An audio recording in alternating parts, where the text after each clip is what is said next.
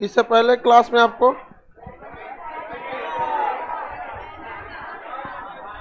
वैदिक काल बताए थे, काव्यों के बारे में बताए थे, महाकाव्य काव्य समझा दिए थे। मनुस्मृति के हिसाब से ऋणों की संख्या 3 थी। देवी ऋण,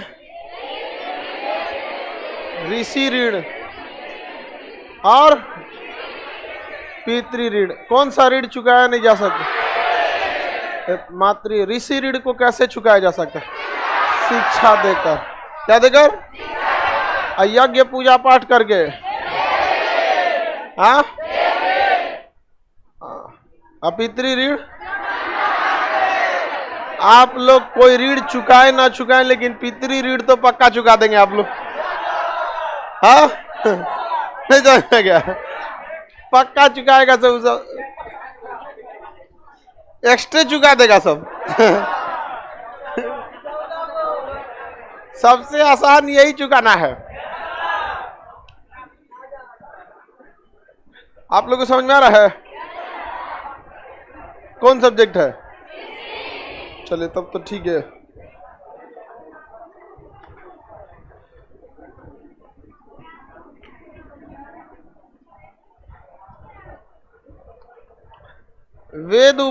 बताइए, वेद वेदांग पुराण को पढ़ाने वाले टीचर को क्या कहा गया? क्या कहा गया? उपाध्याय। बढ़िया जी, तुम लोग को याद है। वैदिक काल पढ़ा रहे थे। चलिए, वैदिक काल पढ़ा रहे थे तो उसके बारे में अब हम लोग समझते हैं। किसके बारे में? वैदिक काल के बारे में। देखिए लाइव में सब लोग ध्यान से समझिएगा। वैदिक काल के बारे में कुछ आपको जानकारी पहले से था। इसमें वेदों की रचना हुई थी, इसलिए इसे क्या कहा जाता है? वैदिक काल। यह 1500 ईसा पूर्व से लेकर 600 ईसा पूर्व तक था। कितने तक था? 600 ईसा पूर्व था। हालांकि इसे हम लोग 2 भाग में बांट सकते हैं। शुरुआती भाग जो था ऋग वैदिक काल, और उसके बाद क्या हो गया? उत्तर वैदिक काल। 2 भाग में बांट सकते हैं कि नहीं बांट? 1500 से लेके 1000 तक ऋग वैदिक, और 1000 से लेके 600 उत्तर वैदिक काल। कोई दिक्कत नहीं ना? तो वैदिक काल कितनी भाग में बढ़ जाएगा? 2 भाग में। पहला बोलिए ऋग वैदिक काल, और दूसरा उत्तर वैदिक काल। उत्तर वैदिक काल, उत्तर वैदिक काल। ये 1500 से लेकर 1000, और ये 1000 से लेकर 600 ईसा पूर्व। ये पूरी तरह से ग्रामीण था वैदिक काल, लेकिन इसमें भी ऋग वैदिक काल कुछ ज्यादा ही देहाती टाइप का था, और ये थोड़ी सी उत्तर वैदिक काल शहरी होने लगा था। यही रीजन है कि उत्तर वैदिक काल में जो पुस्तक लिखा गया अर्थर्ववेद, उस अर्थर्ववेद का एक भी आरण्यक नहीं मिला। बाकी वेद त्रयी, यानी जो 3 वेद है, त्रयी मतलब कि ना 3, उसके आरण्यक मिले हैं, जबकि वेद अर्थर्ववेद का नहीं मिला। ऋग वैदिक काल जो था, इस समय आप कुछ इसकी विशेषता देख लेते हैं। यह ऋग वैदिक काल जो था, इस समय की ये व्यवस्था कैसी थी? ग्रामीण थी। कैसा था? ग्रामीण था। इस समय लोगों में क्या था? गाय सबसे प्रमुख जानवर था। व्यवसाय में सबसे प्रमुख क्या था? कृषि था। गाय को अधन्या कहा गया है। क्या कहा गया? अधन्या कहा गया है। और गाय हत्या पर मृत्यु दंड की सजा थी। अगर गाय की हत्या कर देंगे तो क्या हो जाता है? मृत्यु। राजा का मुख्य काम था गविष्टि करना। क्या करना? गविष्टि मतलब गाय की क्या करना? खोज कर। गाय की क्या करना? खोज, रक्षा या खोज करना। गाय का अगर गायब हो गई है किसी की तो उसको पता लगे। अधन्या किसे कहा गया? क्या कहा गया? गाय को अधन्या के नाम से जाना गया। इस समय राजतंत्र था। वैदिक काल में क्या था? राजतंत्र। वैदिक समाज क्या था? राजतंत्र। सबसे ऊंचा कौन होता था? राजा। और सबसे छोटी इकाई गांव का प्रधान। गांव का प्रधान। देखिए बिहार में गांव के प्रधान को मुखिया कहा जाता है। वो 6000 के ऊपर 6000 जनसंख्या के ऊपर एक मुखिया होता है। उत्तर प्रदेश में जो होता है प्रधान होता है। उसी तरह वैदिक काल में प्रधान को ग्रामीण कहा जाता था। क्या कहा जाता? क्या कहा गया? ग्रामीण। लेकिन आज के वक्त में गांव के रहने वाले हर व्यक्ति को क्या कहा जाता है? ग्रामीण। लेकिन उस समय वो जो मुखिया होता था ना, वही क्या होता था? ग्रामीण। सबसे बड़ी इकाई शासन की राजा। राजतंत्र था तो सबसे बड़ी इकाई राजा। सबसे छोटी इकाई क्या हो गए? ग्रामिक हो गई। कौन सी हो गई? ग्रामिक हो गई। ऋग वैदिक काल में ही सब चीजों की ज्यादा जानकारी मिलती है। ऋग वैदिक काल यानी 1500 से लेके 1000 ईसा पूर्व, जब भी कभी किसी के वंश का निर्धारण होता था तो किस आधार पर होता था? कर्म के आधार पर। वंश का निर्धारण कर्म के, लेकिन उत्तर वैदिक काल में जन्म के आधार। वंश का निर्धारण कैसे हो गया? जन्म के आधार पर। कैसे हो गया? जन्म के। लेकिन प्रारंभ में ऐसा नहीं था। आर्य की भाषा कौन थी? संस्कृत। आर्य खुद को क्या कहते थे? श्रेष्ठ। जो संस्कृत नहीं जानते थे उन्हें निम्न या फिर अनार्य। उत्तर भारत का आर्यीकरण किसने किया? गौतम राहुगण। गौतम राहुगण। उनके राजा का नाम क्या था? विदेह। राजा से क्या मतलब है? ऋषि जी का नाम याद रखिए, गौतम राहु। दक्षिण भारत का आर्यीकरण अगस्त ऋषि ने। किस पुस्तक में पाटलिपुत्रा को अछूतों की भूमि कहा गया? अर्थर्वेद में। किसमें कहा गया? अर्थर्वेद में कहा गया है। ऋग वैदिक काल में बताइए दशराज का युद्ध हुआ था कि नहीं हुआ था? इस दशराज के युद्ध में आर्य जीते थे कि अनार्य? आर्य अनार्यों के कितने राजाओं को हरा दिए? 10। कौन जीत गया? आर्य। आर्यों का जो लीडिंग रेजिमेंट था, तो कौन सा रेजिमेंट जीता? भरत। कौन सा? भारत। भारत में भी देखिएगा बहुत सारे रेजिमेंट है सेना में। जैसे अब इसमें कुछ बहुत खतरनाक है, Naga regiment, Humayun regiment, Gorkha. Gorkha regiment में तो मत पूछिए, गोरखा रेजिमेंट वालों की हाइट सबसे कम होती है, तो पहाड़ पे एकदम इजीली चढ़ जाते हैं। अब मार करने के लिए गोरखा रेजिमेंट वाले सबसे प्रमुख जाने जाते हैं। समझ में आए ना? गोरखा जहाँ जाते हैं सब ना बहुत खतरनाक मारते हैं सब। वहां पर दुश्मन के लाश से मतलब उसके खूनवा अपने उस पर लगाते हैं। अगर तलवार निकाल दिया, खुखरी बोलते हैं। गोरखा जो होते हैं अब के समय, तो उनका जो हथियार होता है ना, उससे क्या कहा जाता है? खुखरी कहता है। इस टाइप का लिए रहते हैं खुखरी। वहाँ पे अभी इससे अगर निकाल दिए तो आज के वक्त में भी 2022 में भी अगर खुखरी निकाल दिया तो किसी ना किसी को मारेगा वो। मतलब खुखरी निकल गया तो बिना खून पिए नहीं जाने वाला। आज के डेट में भी 2000 इतना 21वीं सदी में भी अगर वो खुखरी निकाल दिया और नहीं तो अपने खून लगाएगा, तो कहता आपन लगेलो तो मार देते तो दूसरा के आप। गुरखा इतने खतरनाक होते हैं। एक गुरखा सैनिक था, मतलब छुट्टी पे ट्रेन में जा रहा था। ट्रेन में कुछ लुटेरे घुस गए सब, लगभग 20-22 की संख्या में लूटने लगे सब। इसका भी सामान छीन लिया सब। तो ये भी कहा कि भाई बहादुरी और समझदारी में अंतर होता है ना। अब क्यों जी, हम ट्रेन में चल रहे हैं, ट्रेन में तो एक दो आदमी के दिमागो काम नहीं करता है। इन्ने सीट उन्ने सीट, भागेंगे किधर से? लौट जाएगा उसी में, भीड़ भाड़ दुनिया भर का, वो भी चलते स्पीड। उन्होंने भी अपना भी सामान दे दिया। लेकिन वो लुटेरे कुछ देर बाद लूटपाट करने लगे, एक महिला का छेड़खानी करने लगे। अब इसके अंदर का गुरखा जग गया, का इंडियन आर्मी का गुरखा। अब खुखरी लेके जाता है सर, निकाला मारना जब चालू किया, ऑन द स्पॉट 4 आदमी को वहीं काट दिया और पूरे के पूरे 2200 को मार के भगाया। कोई अपने पैर पे उठ के नहीं गया 2200 में से, सब लंगड़ा के गया था सब। इतना खतरनाक गुरखा बेसिकली हिमालयी क्षेत्र के रहते हैं। नेपाल और बंगाल के क्षेत्र में ये गोरखा ज्यादा पाए जाते हैं। एक बार तो आंदोलन ही हो गया था आज से 6 साल पहले गोरखा लैंड को लेकर। बंगाल और आसाम के एरिया से काट के वो अपनी मांग कर रहे थे, हमको क्या चाहिए? गोरखा लैंड। समझ में आया कि नहीं? बहुत खतरनाक भारत के सैनिक। हर भारत का हर रेजिमेंट की अलग अलग कहानी है। जैसे बिहार रेजिमेंट है, बाढ़ के समय में दे दीजिए, दोह के मार देगा उनको। राजस्थान का, राजस्थान वाला जो थार का एरिया है, तो हर रेजिमेंट इसलिए बनाया जाता है ना कि वो किस एरिया में सरवाइव कर सकता है। अब जैसे बिहार के सैनिकों को आप अगर कहिएगा बहुत ज्यादा माउंटेन पे करने के लिए, तो नेचुरली वो नहीं है। वो अलग बात है कि ट्रेनिंग के दम पर उनको आप कहीं पे भेज सकते हैं, बट नेचुरली नहीं है। और अगर पहाड़ पे भेजना है तो उत्तराखंड के कुमाऊं रेजिमेंट को भेजिए ना, गढ़वाल और कुमाऊं, पहाड़े पे उन लोग का जन्मे हुआ है। उत्तराखंड के लोग जन्म लेते पहाड़े देखवे किया, तो उनके लिए क्या है? कंपेरेटिवली इजी है। समझ में आया कि नहीं? अब हम लोग को कोई थार के मरुस्थल में भेज देगा, गर्मिया में छोड़ देगा चमड़ा। लेकिन सेना क्या इतना बेहतरीन ट्रेनिंग होती है कि कहीं भी एकोमोडाइज कर सकते हैं। याद कीजिए आज से 2 साल पहले जून 2020 कर्नल संतोष बाबू बिहार रेजिमेंट के थे, गए थे बात करने ना, रात 2 बजे मार दिया था सर कर्नल संतोष बाबू को लाठी से। यहाँ पे उनके सर पे बहुत ज्यादा इंजरी कर दिया था, उनकी आकस्मिक वहां पे जो चोट ज्यादा लग गई वो शहीद हो गए। अब लगभग भारत से 4-5 और अन्य जवान ऑन द स्पॉट शहीद हुए थे।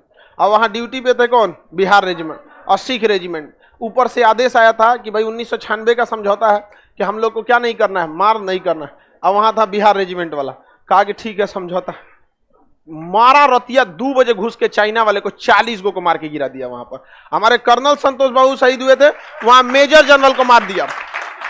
और हालत ये हो गया मेजर जनरल को मारने के बाद कि वहां बिहार रेजिमेंट डटी रही, वहां सिख रेजिमेंट डटी रही, और वहां चाइना की ओर से 9 बार ट्रांसफर हुआ। जो आता था उसका तबीयत खराब हो जाता था, चल जाता। तबीयत नहीं खराब होता था, डर के पेट खराब हो जाता था। समझ में आ गया कि नहीं आ गया? मारा घुस के रतिया 2 बजे मारा। हम लोग पूछे, लोग यहाँ पे ऊपर से आदेश आया दिल्ली से, समझौता है। हम थोड़े समझौता किए हैं, समझौता आप लोग किए हैं। यहाँ पे हमने कर्नल को मारेंगे, समझौता देखेंगे। मारा सब विकेट पे जाली बांध के, तो कटीला तार होता है ना, और कटीला तार से मारिएगा तो कैसे होगा? तो विकेट ले लिया और उस पर बांध दिया कौन? कटीला तार। मारा एक को जनरल, सब जना उधी आ गए। यहाँ पे हम नाम भी बताते सबका, लेकिन ससुरा हमको जीएस याद हो गया, लेकिन चाइनीजों का नाम ना याद होता है।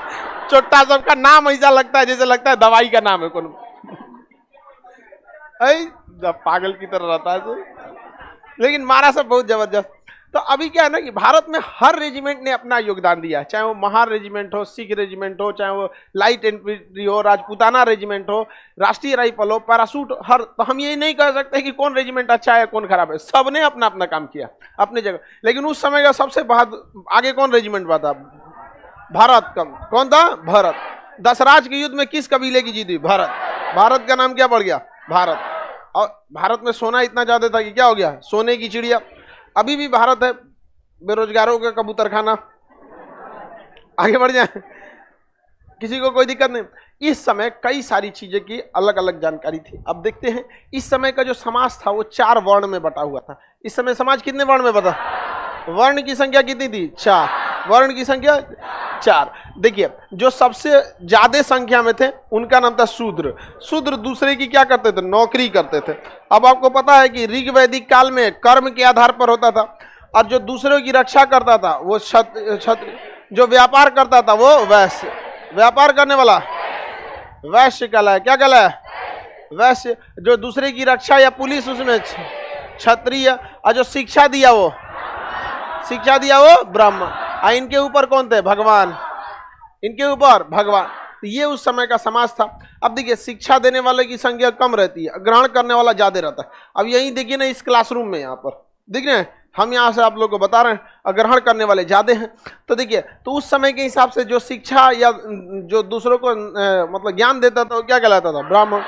जो पुलिस, सेना या फिर सुरक्षा में लगा रहता था क्षत्रिय। जो व्यापार करता था वैश्य। और जो दूसरे के यहाँ नौकरी करता था शूद्र। आप सब लोग नौकरी के लिए तैयारी कर रहे हैं, आप सबको नौकरी होगी। आप किस में चले जाएंगे? शूद्र में। किस में चले जाएंगे? शूद्र में। हम आपको शिक्षा दे रहे हैं, किस में चले जाएंगे? आप में अगर किसी की नौकरी एनडीए, सीडीएस, एयरफोर्स इस सब में लगी है, किस में चले जाएगा? क्या हो जाएगा? क्षत्रिय। और इसमें कोई मजाक करके पढ़ाई करेगा, नौकरी होगा नहीं, वापस जाके किराना का दुकान खोलेगा, किस में चला जाएगा? वैश्य में। समझ में आ गया कि नहीं? और लड़की लोग में नौकरी नहीं हुआ, जिंदगी भर सेवा कीजिएगा, सास का पैर दबाइएगा, किस में चल जाएगा? तो ये कर्म के आधार पर था। किस समय में? ऋग वैदिक। लेकिन यही व्यवस्था उत्तर वैदिक काल में वंश के आधार पर। अभी आप कुछ भी करते रहिए, जिस वंश में जन्म ले लिए वही रहिएगा यहाँ पर। अब आप बताइए, पहले वाला ठीक था या अभी वाला? पहले वाला ठीक था। समझ में आ गया कि नहीं आ गया? आगे बढ़े। ब्राह्मण के ऊपर कौन थे? भगवान थे लोग उसके ऊपर। ब्राह्मण के ऊपर भगवान। ब्रह्मा की प्रतिछाई कहा जाता है। किसे? ब्राह्मण को ब्रह्मा की छाया कहा जाता है। पहले वाला ही ठीक था। देखिए, पहले वाले में एक चीज रहता ना, एक के घर में 4-5 गो जाति रहती। समझ में आई नहीं? अच्छा रहता, बवाल कम से कम तो नहीं होता ना। हम लड़ाई झगड़ा हो जाता है। ये धर्म, मतलब धर्म के बारे में देखिए, एक धर्म दूसरे धर्म में कल्चर थोड़ा अलग होता है, लेकिन यार एक के धर्म में जाति को लेके किस बात का झगड़ा है भाई? कल्चर सेम है। अब जैसे देखिए, एससी का जो कल्चर है, एसटी का कल्चर है, ओबीसी का है, जनरल का, सब एक ही है। अभी नवरात्रि ये आएगा, आपका सावन आएगा, सब लोग उसी रीति से जो पूजा करना है सबको, ओकरा में काज ने का नौटंकी करके रखा। और उसके बाद भी ना, जाति में भी जाति है, देखिएगा ना, बॉडी टाइप का जाति है। बाप रे बाप, इतना तो बायोलॉजी में फाइलम नहीं है, नहीं समझे? हमसे तो कोई जाति उति पूछता है हम बदलवे नहीं करते, ज्यादा जबरदस्ती करता है तो हम कहते हैं ये सुन में नहीं करेगा, फिर हम उसको अपनी दुनिया में लेके चलते हैं। कहेगा आपकी जाति क्या है, धर्म क्या है, तो हम स्पष्ट बोलते हैं हमारा धर्म है, हम हिंदुस्तानी है। जाति है कि हम हिंदुस्तान में एक शिक्षक है। कहा कि नहीं ये वाली जाति नहीं, जो आपकी जाति है वो बताइए। तो हम कहे कि अच्छा तब सुन तुम यहाँ पे, हम अपने को हम कार्ड डेटा में आते हैं। ये कौन चीज है हम कार्ड डेटा, ये क्या है यहाँ पे, कार्ड डेटा में आते हैं। हाँ कार्ड डेटा में हम मेमिलिया में आते हैं। ये कौन चीज बता उसके बाद क्या और स्पष्ट बोलिए तो यूथेरिया में आते हैं। और पगला गया हूँ। चलिए बायोलॉजी के हिसाब से हम लोग किस में आते हैं, कार्ड डेटा में। किस में आएंगे, कार्ड। और जो भी अपने बच्चे को दूध पिलाते हैं वो जान क्या कहलाते हैं, स्तनधारी। तो कार्ड डेटा के अंतर्गत हम मेमिलिया में आ जाएंगे। अजीब टाइप का बोलता है, हमको उठपटा थोपो मत यार अपना बात हम लोग के ऊपर। हमारा ऋग्वेद सिखाता है कि आप कर्म के आधार पर अपनी जाति को रखते हैं। किसी को कोई दिक्कत, कुछ को देखिएगा ना, दिन भर हमको व्हाट्सएप पे ना एक आदमी हमेशा उपदेश लिख के भेजते रहता था, फलाना नहीं ये। अरे भाई धार्मिक उपदेश कभी कभी भेजिए, अच्छा लगता है, या फिर ठीक है। अब दिन भर में 40 गो धार्मिक उपदेश भेज दीजिएगा, फुर्सत नहीं रहता आदमी को उतना पढ़ने का। हम देखते थे, मेमोरी भर जाता था मेरा, पुराना मोबाइल था हमारा। एक दिन क्या हुआ, हम कहे कि ठीक है रुको, वो जितना PDF बचता था सब भेज देते थे। जैसे आप लोग का PDF बनाए ना, तुरंत व्हाट्सएप कर देते थे, लीजिए इतिहास काल का, बाबर का, पृथ्वीराज चौहान का, लॉर्ड डलहौजी का, ज्योग्राफी का, बायोलॉजी का, केमिस्ट्री का, डेली 40 गो PDF भेजने लगे यहाँ पर। तो वो कुछ नहीं बोले, वो भी भेजना कम कर दी, हम भी कम कर दिए। मारते थे, मोबाइल हैंग कर जाता था कभी फाइनल करेक्शन के लिए आता था ना, हम क्या करेक्शन बाद में होगा, पहले उनको भेजो। सबसे बड़ा धर्म इंसान का होता है, यही धर्म ही है, आप यकीन मानिए यही धर्म है, इंसानियत। बाकी जिसे हम लोग देख रहे हैं वो परवरिश का नाम है, समझ में क्या। अगर किसी धर्म का कोई लड़का है, 6 महीना साल भर का लड़का है, उसे उस धर्म, उसके माता पिता से लेके दूसरे धर्म में भेज दीजिएगा तो वह जिस धर्म का उस धर्म को नहीं मानेगा, वो चला जाएगा दूसरे में। अब कोई क्रिश्चियन का लड़का है, अब 1 साल का है, उसको लेके आप किसी सिख के घर में दे दीजिए और क्रिश्चियन बनेगा, एक सिख बन जाए। कोई मुस्लिम का लड़का, उसे हिंदू धर्म के लड़के को क्या बन जाएगा, कोई हिंदू धर्म का, उसको छोटा बच्चा उसे जैन धर्म के यहाँ दे दे, क्या बन जाएगा। अच्छा एक ईसाई के घर से आम का पेड़ लाइए, उसे किसी हिंदू को दे दीजिए, क्या बनेगा, आम। किसी हिंदू धर्म के घर से आम का पेड़ लाइए, किसी जैन धर्म वाले, क्या बनेगा। इसका मतलब इंसान जो अपना खुद का नेचर है बस वही नहीं चेंज करता। आम ही रह गया लेकिन धर्म बदल गया। लेकिन एक चीज नहीं बदलेगा, वो हिंदू के घर भी पलता तो इंसान कहलाता, ईसाई के घर में भी है तो इंसान कहलाएगा, मुसलमान के घर में भी है तो इंसान कहलाएगा। यही धर्म है ओरिजिनल, जो चेंज नहीं होता। बाकी जो हम लोग लेते हैं वो परवरिश का नाम है। और आप जिस धर्म के लिए कहते हैं ना, वो धर्म वही है जो आपके माँ बाप ने सिखाया, जिसके सामने कोई ऑप्शन नहीं था, एक दिया गया यही सही है, बाकी के बारे में ज्ञान भी नहीं दिया गया, और उसके बाद वही आपका धर्म हो गया। कब होता है, जब सब देता है उसके बाद कहता है which one of the following is correct. नहीं समझे, which one of the following is correct. तब आपको लगता है कि नहीं किसमें सेवा भाव ज्यादा है, किसमें क्या। इसलिए देखिए बाबू, सब धर्मों की आप सब धर्मों को मान नहीं सकते, किंतु सबके प्रति इज्जत रखिए। मानना ना मानना आपके हाथ में है, हमारे कहने से नहीं होता है। आप अपने धर्म को अच्छे से मानिए, लेकिन आपका धर्म या किसी का धर्म ये नहीं सिखाता है कि आप दूसरे के प्रति क्या करिए, बेइज्जती कीजिए। यहाँ पर दूसरे के प्रति सम्मान कीजिए, मानिए अपना हुमच के, मानिए जितना मन करना है मानिए अपना। यहाँ पर नौकरी वोकरी हो जाए, सावन में जाइए एकदम बढ़िया, बाबा का दर्शन करके आइए। नहीं समझ में आया, तो ये सारी चीजें धर्म हमेशा इंसानियत सिखाता। आगे बढ़े, हिंदू मुस्लिम सिख ईसाई सब भाई, बहुत पुराना हो गया अभी। हाँ बोलो। हाँ, सिंधु सभ्यता वाले लोग कहाँ थे, उसी एरिया के थे। नहीं, जैसे आप सिंधु सभ्यता बहुत समय पुरानी थी, उससे पहले लोग आदि मानव थे। समझ में गया, आदि मानव आके कहाँ बस गए, सिंधु सभ्यता का। धीरे धीरे धीरे वो चलते गए, 100 200 300 400 साल हो गया, तो वो धीरे धीरे बोलना सीख गए, लिखना सीख गए, तो वही क्या करने हैं, सिंधु सभ्यता का निर्माण कर दिए। और अलग अलग दुनिया में सभ्यताओं का निर्माण हुआ। और जब सारी सभ्यताएं बन गई तब इधर से उधर आवागमन चालू हुआ। जिस प्रकार किसका निर्माण हुआ, वैदिक सभ्यता। आगे बढ़ जाए तो बताइए कितने भाग में समाज बटा हुआ था, कितने भाग में, 4 भागों में समाज क्या हुआ था, बटा हुआ था। आगे बढ़ जाते हैं, वैदिक काल में 3 प्रकार के यज्ञ होते थे। समाज कितने भाग में था? 4। यज्ञ कितने प्रकार के? 3 प्रकार के यज्ञ होते थे। देखिए इसमें सब आपका लिखा होगा, बट इधर उधर थोड़ा सा दे दिया होगा। ये तो याद हो गया ना आपका? दूसरे के यहाँ नौकरी करने वाला, व्यापार करने वाला, क्षत्रिय मतलब समझ में गया। सेना में जाने वाला कौन थे? क्षत्रिय। सेना में जाने वाला क्षत्रिय। शिक्षा देने वाला। आगे बढ़े।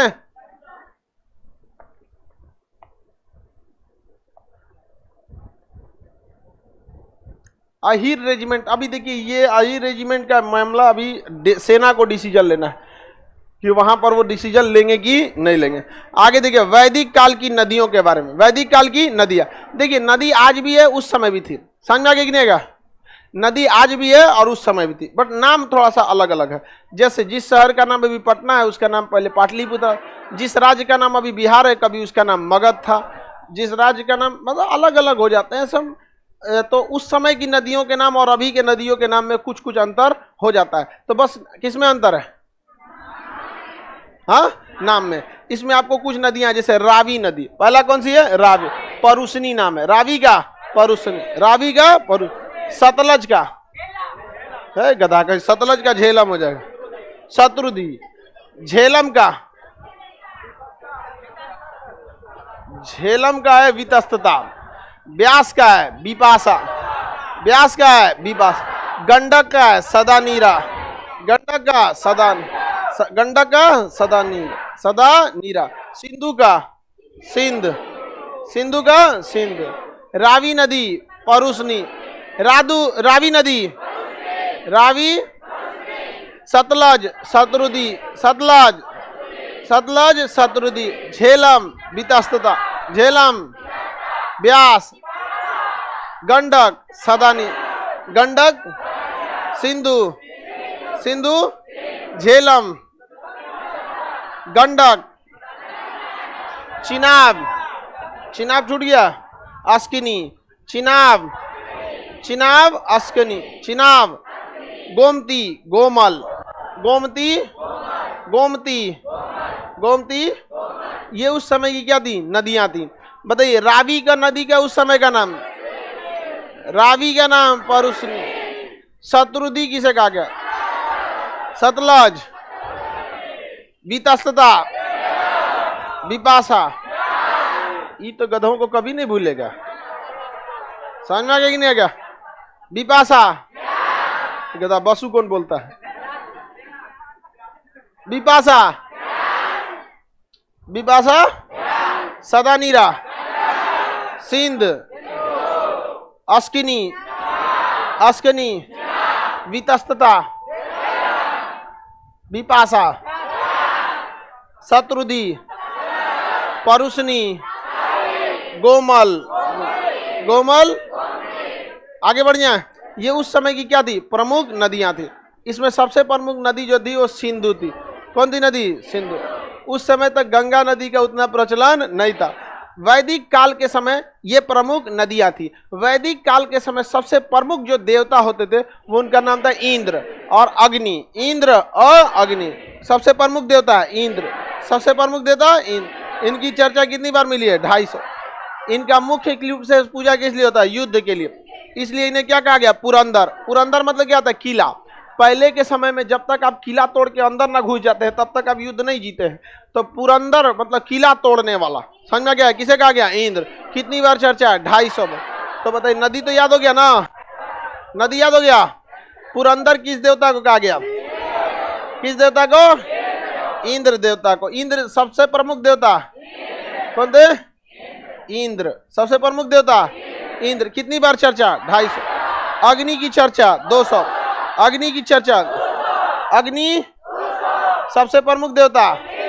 उसके बाद अग्नि। अग्नि के बाद हाँ अग्नि के बाद वरुण देवता। ये किसके देवता थे? वायु। वरुण, वरुण देवता वायु के। वरुण देवता वायु। तो वैदिक काल के सबसे प्रमुख देवता, वैदिक काल के सबसे प्रमुख जीव, सबसे गाय, सबसे प्रमुख पशु, सबसे प्रमुख देवता, सबसे प्रमुख देवता सबसे प्रमुख नदी सिंधु। कौन सी? सिंधु। इंद्र की चर्चा कितनी बार? अग्नि की चर्चा। वरुण देवता किस चीज के? वरुण देवता, सोम देवता जंगल, सोम देवता जंगल। उस समय जंगल एक प्रमुख साधन हुआ करता था। इंडस्ट्री, फैक्ट्री, हाईवे, सड़क तो थे नहीं, जंगल से जो चीज मिलता है उसको ले लीजिए। बताइए सोम देवता। तूफान के मारुत, तूफान के मारुत, तूफान। सबसे प्रमुख देवता। अग्नि की चर्चा कितनी बार? वायु के देवता कौन थे? जंगल के देवता कौन थे? मारुत किसके देवता थे? क्रोध के देवता रौद्र। क्रोध के देवता, क्रोध के देवता। वैसे भी कहा जाता है कोई गुस्सा होता तो कहता है रौद्र रूप दिखाएंगे। सुनेंगे अपना क्या दिखाएंगे? रौद्र रूप। अभी कुछ दिन पहले देखिएगा न्यूज वाला चला दिखाएगा, सब आने वाले देखिएगा, उस सब का पहले से फिक्स है। 1 महीना बाद बाढ़ आएगा भयानक। दिखा, कोसी ने दिखाया अपना रौद्र रूप, गंगा ने दिखाया अपना रौद्र रूप। अरे ये हम लोग को क्या दिखा रहे हो? चोट्टा नेतवन को दिखाओ, मशरूमों को दिखाओ, हम लोग को दिखाता है रौद्र रूप दिखा। हम लोग तो झेलिए रहा आदमी, बाढ़ वाला इंसान क्या कर रहा है? झेल रहा है। अब आप बताइए जिसके क्षेत्र में बाढ़ आता है उसके खेत की जमीन की वैल्यू नहीं रहती है। 50,000 रुपया कट्ठा चल जाए बहुत है कोसी क्षेत्र में, और दह जाता है जमीनें। और बजाय किसान सब जो है ना बेचारा बहुत मतलब क्या है, उसको डबल घाटा लगता है। जैसे किसी का फसल बाढ़ में दह जाएगा ना तो उसको 2,000 रुपया दिया जाएगा, 2-3 हजार रुपया मिलता है मुआवजा। और पता है वो अगर 2,000 रुपया ले लिया ना, अब वो एमएसपी पे अपना गेहूं नहीं बेच सकता है। एमएसपी वो रेट होता है जो मतलब एक रियल रेट है बाजार का, सरकार उसी रेट पे खरीद लेती है।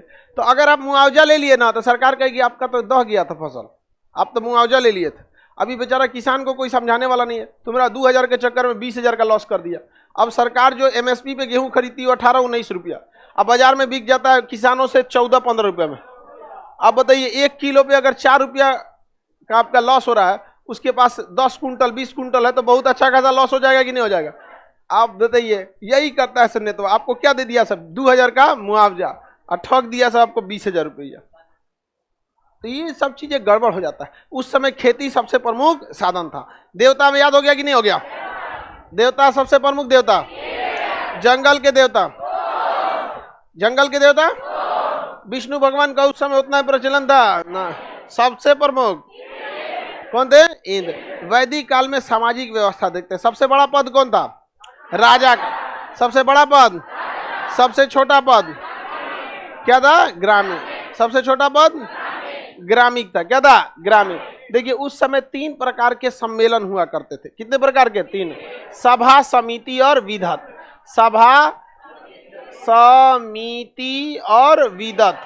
सभा, समिति और विदत। सभा, समिति और विदत। सभा, समिति और विदत। सभा ऊंचे लोगों का संगठन था, विदत जो था वो नीचे लोगों का समिति जो था वो नॉर्मल लोगों का संगठन था।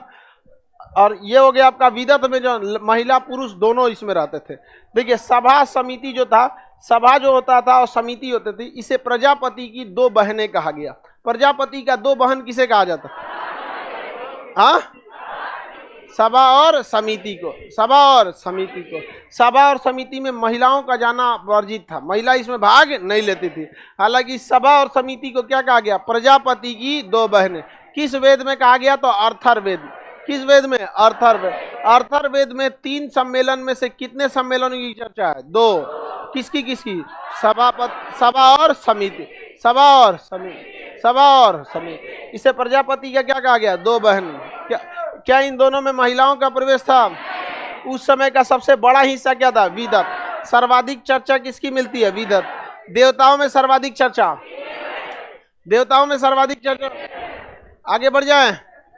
देवताओं में सभा, समिति और विदत 3 प्रकार के क्या थे? संगठन थे। महिलाएं किसमें भाग ले सकती थी? महिलाएं किसमें भाग नहीं लेती थी? हाँ, सभा किसमें भाग नहीं ले सकते थे? प्रजापति की 2 बहनें। हाँ, सभा और समिति में। किसमें थी? सभा और समिति में। महिलाएं किसमें भाग नहीं ले सकती थी? महिलाएं किसमें भाग ले सकती? उच्च जाति वाला भी भाग लेता था, निम्न जाति वाला भी। सबका मिला जुला क्या था? बाकी में क्या थे, रिस्ट्रिक्शन थे। इसमें जैसे देंगे संभ्रांत यानी उच्च लोग, इसमें क्या, सॉरी उल्टा बोल दिए क्या जी, सभा में जो थे ये लोग निम्न मतलब नॉर्मल लोग, और इसमें क्या थे, उच्च लोग। इसमें क्या थे, नॉर्मल यानी निम्न लोग, इसमें क्या थे, उच्च लोग। और सबका कॉमन किसमें था, विद। प्रजापति की 2 बहनें, सभा और समिति। सर्वाधिक चर्चा किसकी, हाँ विदत। कितनी बार, 122। कितनी बार, 122। सभा समिति की कितनी बार, 8 और 9। सभा की, समिति, विदत 122। ये आपसे संख्या नहीं पूछेगा, इसकी सब बस इंद्र भगवान और अग्नि की याद रखिएगा। इंद्र की चर्चा, अग्नि की चर्चा, जंगल का देवता, क्रोध का देवता, वायु का देवता, अग्नि के देवता, युद्ध के देवता इंद्र, किला जीतने वाले, पुरंदर का आ गया। कितनी बार चर्चा इंद्र की। सभा की चर्चा कितनी बार, 8। समिति की चर्चा 9। विदत की चर्चा, महिला पुरुष उच्च नीच सब भाग लगे। प्रजापति की 2 बहनें। वैदिक काल कितनी भागों में बटा था, 4। 3 कहां से, 4 भाग। वैदिक काल का समाज 4 भागों में बटा, शूद्र, वैश्य, क्षत्रिय और ब्राह्मण। नदियों का नाम बता सकते हैं, देवताओं का नाम बता सकते हैं, और आप ये सभा समिति और विदत भी बता सकते हैं कि नहीं बता सकते, कोई दिक्कत है। वैदिक समाज पितृसत्तात्मक था या मातृसत्तात्मक, वैदिक समाज पितृसत्तात्मक क्या था, जबकि सिंधु सभ्यता मातृ। वैदिक समाज की लिपियों को पढ़ा जा सका है, अरे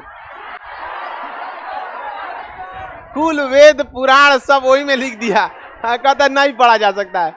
सिंधु सभ्यता वाला ने नहीं पढ़ा जा सकता, वैदिक समाज वाला तो पढ़ा ही जा सकता, नहीं पढ़ा जा सका है। किसी को कोई दिक्कत, हाँ लाइव वाला लोग आंसर बड़ी तेजी से देने लगता है। बोलो चश्मा, बोलो बाबू।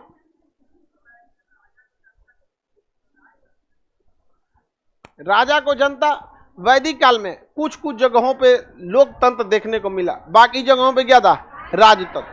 पूरे देश में लोकतंत्र नहीं था, कुछ ही जगहों पे क्या था, लोकतंत्र था, जिसमें सबसे पुराना लोकतंत्र वैशाली का लिच्छवी, बाकी सब जगह क्या था, राजतंत्र। सबसे पुराना शासन तंत्र कौन सा है, राजतंत्र, राजतंत्री है सबसे पुराना जो सिस्टम है, और सबसे नया सिस्टम कौन सा है, लोकतंत्र। वो भी पुराना ही है, लेकिन अभी के समय में सबसे अच्छा रिलायबल है, इसमें किसी को दिक्कत नहीं होता है। ज़्यादा अगर आपको सरकार से दिक्कत है तो 5 साल का वेट कीजिए, उसके बाद बदल सकते हैं आप लोग। लोकतंत्र में यही ना सिद्धांत है। आप देखिएगा, बड़ा दुर्भाग्य होता है हमारे देश में, बात देश की ना हो के नेताओं की होती है।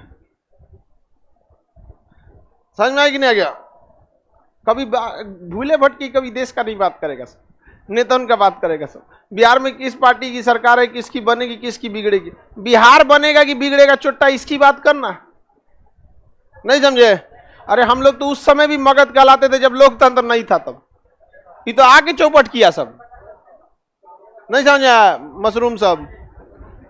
आगे देखते हैं लोग, किसी को कोई दिक्कत नहीं ना? बताइए, वैदिक काल में सबसे प्रमुख जीव, वैदिक काल के लोगों ने क्या तांबा खोजा था? नहीं। किसने खोजा था तांबा? किसने खोजा था? भाई पूरा पाषाण, 9 पाषाण काल में ही क्या खोजा गया? तांबा। कांसा किस समय खोजा गया? सिंधु सभ्यता। अब वैदिक वालों ने खोजा था लोहा, वैदिक वालों ने लोहा, लोहा की खोज किसने किया था? वैदिक काल ग्रामीण थी कि शहरी? लोहा की खोज किस काल में? वैदिक। कांसे की खोज सिंधु सभ्यता। सबसे पहली धातु तांबा, तो बताइए पूरा पाषाण काल में तांबा, सिंधु काल में कांसा, वैदिक काल में लोहा। और अब मारा सब हम लोग वैदिक के काल के बाद तो हम लोग मतलब ऐतिहासिक काल का शुरुआत होता है वैदिक काल से, और अभी चल रहे हैं हम लोग। अब तो इतना इतना धातु का खोज हो गया जिसका कोई हद नहीं। रसायन का ही, अब तो साइंस का ही क्या हो गया है, दुनिया ही हो गया यहाँ पे। बताइए, ऋग वैदिक काल में जाति का निर्धारण किस आधार पर? किस आधार पर? और उत्तर वैदिक काल में वंश के आधार। किस आधार पर? वैदिक काल में टैक्स सबसे ज्यादा किस पर लिया जाता था?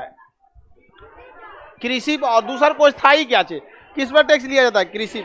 कृषि के टैक्स को क्या कहा जाता है? बलि कहा जाता है। क्या कहा जाता है? बलि। क्या कहा गया? बलि। जबकि देवताओं को खुश करने के लिए जो बलि चढ़ा जाता था वो भी क्या था? एक बलि। तो एक तो बलि अलग है और टैक्स को भी क्या कहा जाता था? बलि का। इस समय में मटके का प्रयोग बहुत ज्यादा होता था, जो पके हुए मटके होते थे जिस पर डिजाइन बनी होती थी, जिसे हम मृद भांड कहते हैं। क्या कहते हैं? मृद भांड। बताइए, वैदिक काल में घड़े का प्रयोग होता था? बिल्कुल होता था। उसे क्या कहा गया?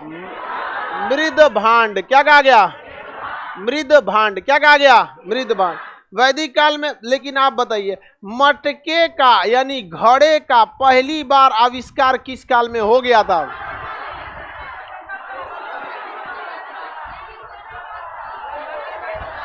कितना लोग हाथ उठाइए। सिंधु सभ्यता कहता है।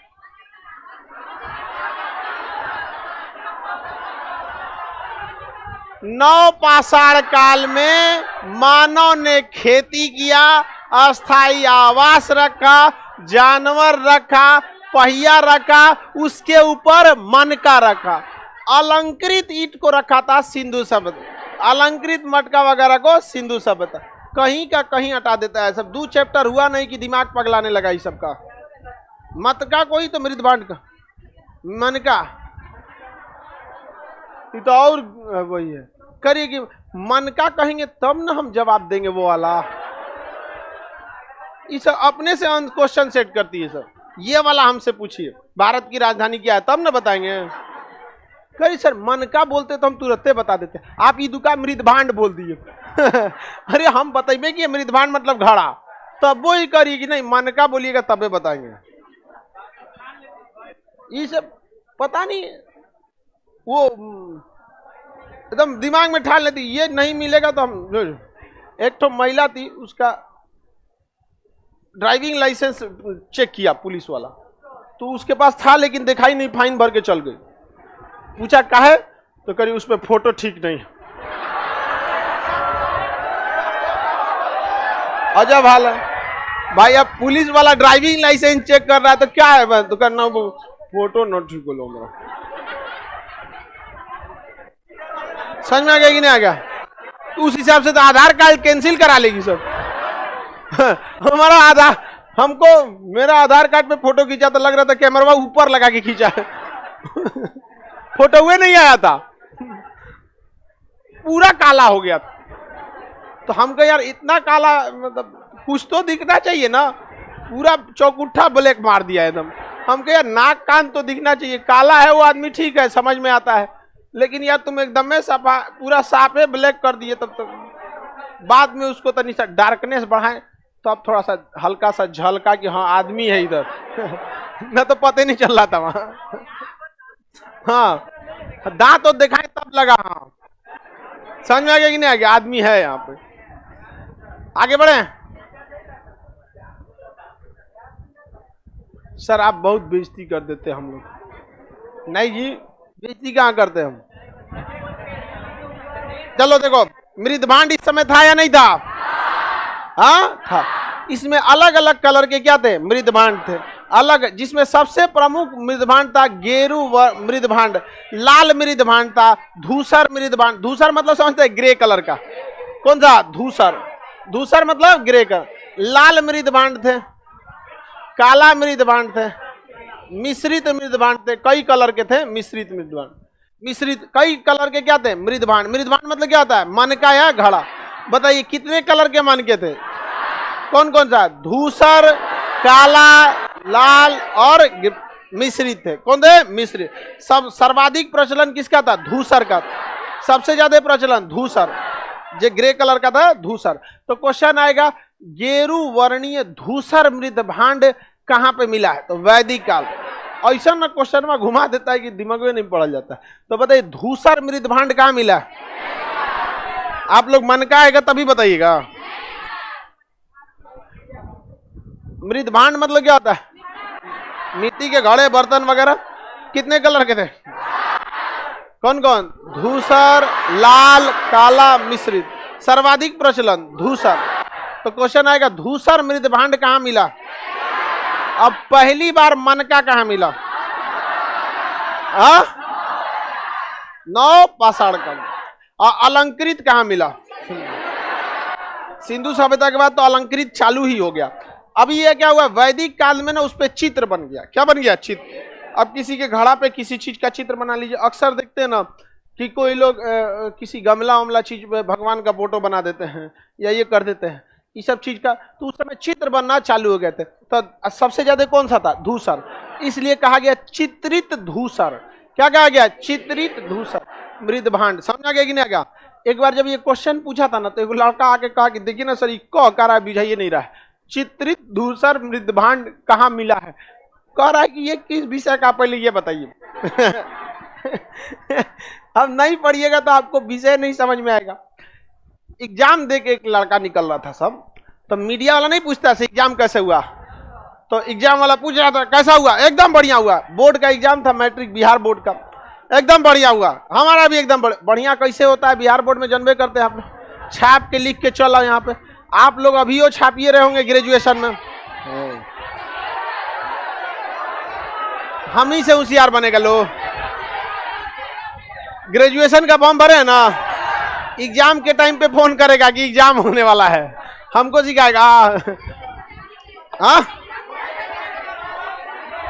हाँ, तो लड़का सब पूछा, सब मीडिया वाला कैसा हुआ? कहा एकदम एक नंबर हुआ। तो एक तो से पूछा कि बताइए किस चीज का पेपर था? कहा साइंस का था। कहा कि न्यूटन के कितने नियम? तो कहा कि एक। तो दूसरा का कहा एक नहीं 3 था। तो कहा नाम क्या है? तो कहा नहीं तो पता है। तो कहा नाम क्या था तीनों का? 3। तो कह रहा है कि एक कह रहा है इलेक्ट्रॉन प्रोटॉन न्यूट्रॉन। अरे गधा कहीं का, सोचा सब्जेक्ट चेंज कर दिया हूं। इलेक्ट्रॉन प्रोटॉन केमिस्ट्री में ना है, न्यूटन फिजिक्स में है। करे कि हाँ 3 था, इलेक्ट्रॉन प्रोटॉन न्यूट्रॉन। उसको लगा कि यही 3 गो एकदम फेमस है, एक के साथ घूमता है सब। आई 3 को पूछिए रही है मीडिया वाले, वही में बोल दिया बाप। बताओ इन नाम डुबाता है सब कि नहीं? अब खुश था सब, एग्जाम अच्छा हुआ है। चलिए बताते, आगे बढ़े, बोलो। हाँ तो था, तो कहा करे नहीं था। वो अलंकृत मटके मिले थे, और वैदिक काल में चित्रित धूसर मृदभांड। जब मन का कहेगा तब जाइएगा वैदिक और सिंधु सभ्यता में, और जहां मृदभांड कह दिया वैदिक काल में आ जाए। वैदिक काल में सभी प्रकार के मृदभांड में कौन सा सबसे फेमस था? चित्रित धूसर। चित्रित धूसर समझ आ गया कि ना? कई कलर को मिक्स कर देंगे तो क्या बनता था? मिश्रित। आगे समझते हैं। इस समय में 3 प्रकार के क्या होते थे? यज्ञ होते थे। कितने प्रकार के यज्ञ? 3 प्रकार के यज्ञ। कितने प्रकार के? 3 प्रकार के यज्ञ। वैदिक काल में कितने प्रकार के यज्ञ? 3। सबसे प्रमुख यज्ञ का नाम था अश्वमेध। पहला यज्ञ अश्वमेध यज्ञ। दूसरा क्या था? वाजपेय यज्ञ। तीसरा था राजसेय यज्ञ। कौन सा यज्ञ? राज। कितने प्रकार के यज्ञ? अश्वमेध यज्ञ में जानबूझकर राजा झगड़ा करता था। क्या करता था? जानबूझकर। अब अश्वमेध यज्ञ में राजा अपनी पूरी सेना तैयार कर देता था, सेना को ट्रेनिंग देके वेल प्लान्ड कर लेता था, और जिस जगह को कब्जा करना होता था, जो खेत में, वहां से घोड़ा क्या करता था? छोड़ता था आगे, अश्व छोड़ता था, और उसके पीछे पूरी क्या रहती थी? सेना। अब इसको पता ही नहीं कि हमारा युद्ध होने वाला, घोड़ा लेके चल आया। और ऐसा कहा जाता था कि जिस क्षेत्र से घोड़ा गुजर गया वो उसी राजा का हो जाएगा। यदि आपको ऐतराज है तो युद्ध लड़िए। तो अश्वमेध यज्ञ एक खुला निमंत्रण था युद्ध का। घोड़वा जिधर जाएगा वो क्षेत्र किसका हो जाएगा? उसी। और घोड़वा पूरा ट्रेनिंग वाला रहता था, घूम जाता था यहाँ पे, अब बेचारा दूसरे का क्षेत्र क्या हो जाता था? कब्जा होता था। अब युद्ध के लिए तैयार नहीं थे यहाँ पे। समझ में आ गया कि नहीं आ गया? अभी घोड़ा को रोकने का उपाय नहीं था। अब उपाय नहीं तो फिर घोड़ी छोड़िए दूसरे डायरेक्शन में। नहीं समझा? घोड़ा सभी सब में बड़ी चक्कर पकड़ रहता है सब। इसलिए देखिएगा घोड़ा का मालिक ना साइडवा में ऐसे जोड़ देता है, देखे हैं? ऐसे टमटम वाला ऐसे कुछ जोड़ देता है ना, तो ई सबसे ज्यादा लाल पीला हरा करता है। कोनो उधर देख लेगा, सब टमटम लेके उधर, हम भी चलते रहे, ओकरे पीछे पीछे चलने लगेगा। घोड़वा पूछेगा किस हॉस्टल में रहती हो?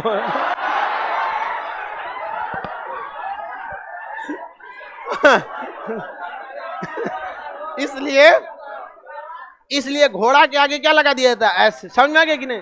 तो जब घोड़ा के आगे लगाया जा सकता है तो आप गधों के आगे भी ऐसे लगा लीजिए। चलिए, तो आप लोग बच के रहिएगा, समझ में आ गया कि नहीं आएगा? हमेशा आप लोग को समझाते हैं मेहराने से बचिएगा। आगे बढ़ जाएं तो बताइए, घोड़ा छोड़ के कब्जा करने के लिए कौन सा यज्ञ? अश्वमेध। कौन सा में? अश्वमेध। अश्वमेध यज्ञ से पहले ना वाजपेयी यज्ञ कराता था। वाजपेयी यज्ञ एकदम बहसबाजी वाला था, समझा गया? युद्ध अभ्यास, शक्ति प्रदर्शन, 2000 घोड़ा लेके दौड़ रहा है, लोग डरा जाएंगे ये कुछ हो गया। आज भी फौज या पुलिस फ्लैग मार्च करती है। अगर ये सूचना आ जाएगा कि आपके क्षेत्र में कहीं लड़ाई झगड़े हो सकते हैं, दो समुदायों के बीच में झगड़े हो सकते हैं, तो 200 पुलिस वाला उतरेगा सब, 500 600, एक लाइन में बना के सड़किया पे परेड करते जाएगा सब, अब पूरा बंदूक लेके धम धम पूरा ढोल बाजा के साथ दहला देगा। लोग कहेगा ये बाप चितकबरा उतार दे लो रे। वो जो पैरामिलिट्री वाला होता है सब ना, उनका ड्रेस तो कैमोफ्लेज वाला होता है, चितकबरा, और मारता है सब ना तो शरीर भी चितकबरा कर देता है सब, जहां तहां मारेगा सब, गुजारा उखाड़ देगा सब, वो किसी को नहीं पूछता है सब। उन सब का पहला ट्रेनिंग रहता है, जो रुक गया या जो बतिया रहा है पहले उसी को मारो। इसलिए जब भी वो पीटे सब तो कुछ लॉजिक मत दीजिए कि हम इधर से जा रहे थे उधर भाग ससुरात नहीं, ये सब का वही ट्रेनिंग होता है। आप समझ में आ गया कि नहीं आ गया? नहीं सुनता है सब तो नहीं सुनाइएगा ना। जिस जो मिल गया उनको दूर देगा। मेरे पापा पारा मिलिट्री में, बढ़िया है। देखिए, मिलिट्री काम आती है लड़ाई के समय में, अगर लड़ाई नहीं हुआ है तो पूरे कंट्रोल कर रही होती है कौन? पैरा मिलिट्री में। तो वाजपेयी यज्ञ एक तरह का क्या कर, शक्ति प्रदर्शन, और राजसेय यज्ञ शपथ ग्रहण। राजसेय यज्ञ शपथ ग्रहण। आप बाहुबली मूवी देखेंगे ना, जब शपथ ग्रहण होगा तब, हाँ बल्लाल देव, या ये महिला जो देखो कभी भी डिसीजन गुस्सा में नहीं लेना चाहिए। पूरा बाहुबली मूवी को केवल 2 लोगों ने चौपट किया, एक देव सेना के जुबान और माहिष्मत, ये जो शिवकामी देवी का ईगो, दोनों का ईगो। अभी बताइए, कहीं पे भी कोई भी सामान चलेगा तो एक प्लस एक माइनस होना चाहिए, एक फेज और न्यूट्रल होना चाहिए। दोनों अपने आप को फेज समझ लिए, सब भड़क गया, यहाँ मरा गया। इसमें सबसे बेचारा नाहक में मरा गया महेंद्र बाहुबली, समझ आ गया? कटप्पा तो पलियर का बानर बना दिया सब उसको। अब बताइए, इस सारा लड़ाई जो हुआ था वो देव सेना के वजह से। अब उसके लिए रिश्ता भेजी थी तो करिए कि मुझे आपका लड़का स्वीकार नहीं, उसको बोलिए मैं अपने यहाँ उसके जमाई बना के रखूंगी, मेरा सेवा करे हुए, इस टाइप के भाषा बोला जाता है। समझ आ गया? देखिए, हमेशा महिला लोग को कहते हैं, आप लोग कभी भी ना, आप हर जगह आप लोगों ने ही बहुत करप्शन में आप लोग का कोई योगदान नहीं है। महिलाओं को करप्शन में योगदान है। एक आध को न्यूज आता है तो उसको आप लोग नेग्लेक्ट कर सकते। एगो IAS अधिकारी पकड़ाइएगा सब, वो बहुत कम होता है वो रेशियो। ना करप्शन में इन लोग का है, ना ये मार कराने जाती है सब कहीं सड़क पे, ना दंगा फसाद कराती है सब, पूरा घर चलाती है सब। घर की अर्थव्यवस्था डूब गया तो गहना जेवर अपने रखती है सब, पूरा परिवार से सब चीज आप ही लोग करती है, लेकिन फिर भी क्यों पीछे बदनाम हो जाते हैं? बस यही वाला मैटर यहाँ पे। समझ में? हम बार बार समझाते हैं आप लोग को कि आप लोग किसी भी चीज को बोलना क्या है उसको समझिए, उससे ज्यादा सदा दीजिए, लेकिन भाषा को क्रॉस में नहीं करना चाहिए। लेकिन लड़की सबको लगता है कि हम उन सबको रिगा रहे हैं उन सबको। अरे हम क्या लिए आप लोग की बुराई करने जाए? हम तो आपकी वो बात भी बोलते हैं जिसको पता भी नहीं है कि जिसमें आप लोग की रैंकिंग अच्छी है। अभी इनसे घोष आया, हाँ जी हम तो करप्शन में भागे नहीं लिए। इसमें खुश मत होइए, नौकरी में भाग रहेगा तभी तो करप्शन में भागोगा। लेकिन अलग बात है कि महिलाएं करप्शन में भाग नहीं ले। कुछ कुछ मनबड़ होती हैं सब, जो मतलब वहां पे, हाँ बताइए, शपथ ग्रहण के समय, शपथ ग्रहण के समय राजसेय यज्ञ। अभी देखिए ना, कोई भी शपथ लेते हैं, अभी 2 राज्यों में प्रमुख चुनाव काफी न्यूज पे रहा था, एक उत्तर प्रदेश का चुनाव और एक पंजाब का चुनाव। योगी आदित्यनाथ ने लखनऊ में शपथ लिए थे। देखिए, बहुत भव्य भीड़ का आयोजन हुआ था, पूरी लखनऊ उमड़ के चली आई थी, क्योंकि एक तरफा जीत हुई थी। तो वो कौन सा यज्ञ था? एक तरह का राजसेय। उसी तरह वहाँ पंजाब के मुख्यमंत्री भगवंत मान, उनका खटकर कला था, खटकर कला में उन्होंने शपथ लिया था, चंडीगढ़ में नहीं लिया था, भगत सिंह का पैतृक गांव में। तो अपना अपना जगह शपथ लिया जाता है। अब बिहार में राजसेय गांधी मैदान में हो जाता है, शपथ ले लिया जाता है ना, मैं शपथ लेता हूं बाढ़ में फिर डुबाऊंगा। हाँ, फिर 5 साल खून चूसेंगे, पेपर लीक। इतना समझ में आ गया कि नहीं आ गया? सर यूपीएससी में गर्ल्स ने टॉप, भाई देखो आप लोग को ऐसा क्यों लगता है कि महिला सब, मतलब ऐसा नहीं है कि आप हमको बता रहे हैं कि टॉप, हमारा ना पता है। हाँ हम क्या बताते हैं, हम ही थोड़ी कहते हैं कि आप, बस यही ना बताते हैं कि भाई जो मतलब एक तो बात किस तरह से करना है। अब देव सेना मत बन जाइए लोग, नहीं तो फिर वही हाल हो जाएगा, 20 साल बाद आप लोग को फिर झेलना पड़ जाएगा यहाँ पे। तो बस जुबान को संभालना है, किसी को, लड़का हो या लड़की। तो आप लोग यज्ञ के कितने प्रकार देखे? 3, मृदभांड के 4, ये संगठनों के 3, हाँ 3 देखे, देवता देखे सबसे प्रमुख, नदी भी देख लिए, समझ में आ गया? अब बाकी का